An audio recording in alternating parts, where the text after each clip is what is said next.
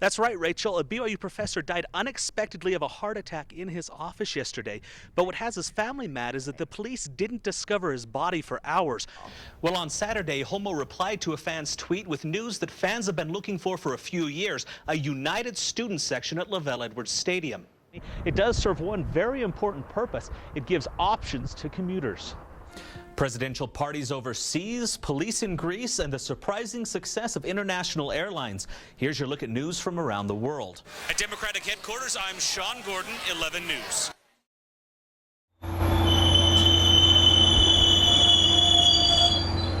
It's been running for 4 months now, taking commuters from Utah County to Salt Lake or Ogden and back. And the impact of the FrontRunner system may not be what some expect, but it's certainly being felt.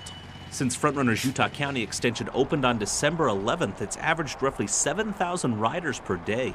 And for Shaun Seeger of Mountainland Association of Governments, who's worked on the FrontRunner project for 15 years, that number has exceeded expectations. So opening day, we predicted that we would have around 5,500 riders per day. So we're above those initial projections. But that's just a drop in the barrel of Utah County traffic. Nearly 150,000 cars drive on I-15, which just received a makeover of its own. You don't see a huge impact on I-15 because we've just widened it. It's one of the widest interstates we have in the country.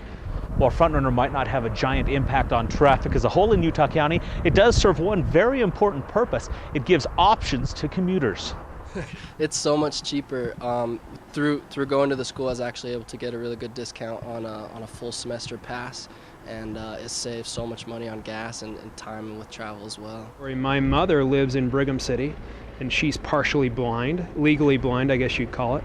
She's able to get on FrontRunner in Ogden and then rides to 5300 South in Salt Lake, where I live. I pick her up, and she comes to our house for the weekend. The system hasn't had a completely smooth ride, though. Early on, there were problems with the ticket machines and Wi-Fi, and FrontRunner made headlines in February when a Provo man was killed in an accident involving the train and another vehicle. And there's one lingering problem that many riders would like to see solved: more frequent trains. They could definitely have another train going every half an hour.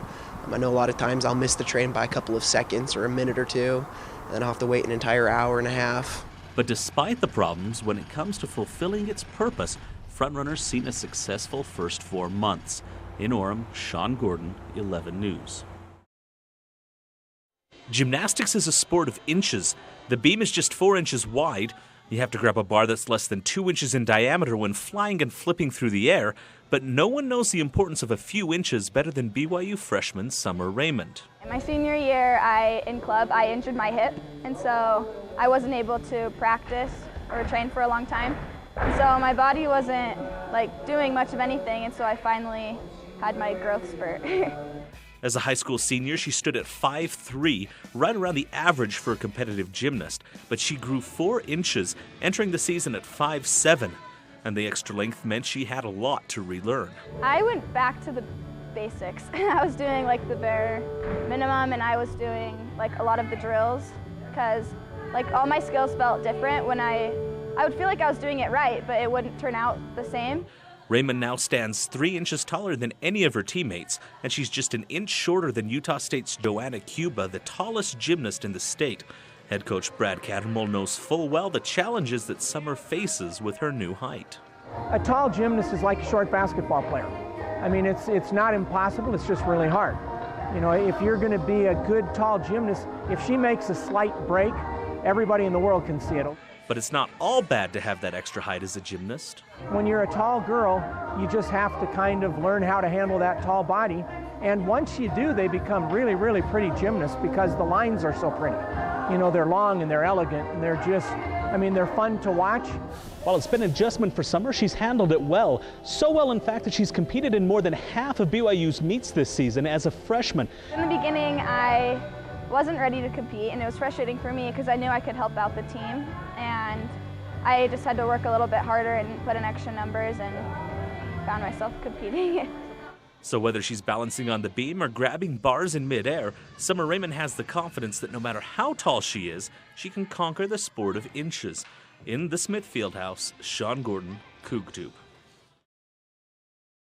U.S. Senator Orrin Hatch and challenger Scott Howell visited BYU yesterday to square off in the only televised debate between the two before the election on November 6th. And right from the start, it was ideology against ideology. I appreciate your great service, Senator. We all recognize that. But you know, just like Michael Jordan, John Stockton, and Karl Malone, there's a time to retire. Look, the reason I'm running again is because I'm ranking on the Senate Finance Committee. I believe Mitt Romney is going to be elected President of the United States, and I intend to help him. It's been the rallying cries between the two candidates since campaigning began.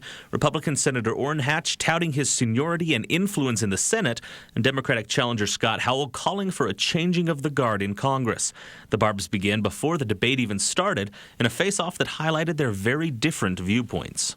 The candidates clashed on health care reform, with Senator Hatch calling for a repeal of the Affordable Care Act and Howell recommending tweaks to the existing legislation. Both candidates accused each other of partisan politics. Do a broad paintbrush of a party. That's just what's broken back there. Now, I could say, Senator, you're in that party that wants to do away with education, that wants to take money away, and that you're part of that 47% that Mitt talked about. Ladies and gentlemen, this is the problem. We have to end this. Howell made many references to his LDS faith, while Hatch chose to focus on his most visible supporter, Republican presidential candidate Mitt Romney. Well, I'll just quote Mitt Romney. He said, "We need Orrin Hatch back in the Senate, helping to lead the way." If Hatch is reelected, he stands to become the highest-ranking Republican member of the U.S. Senate. But Howell has plenty of experience of his own, serving 3 terms in the Utah State Senate.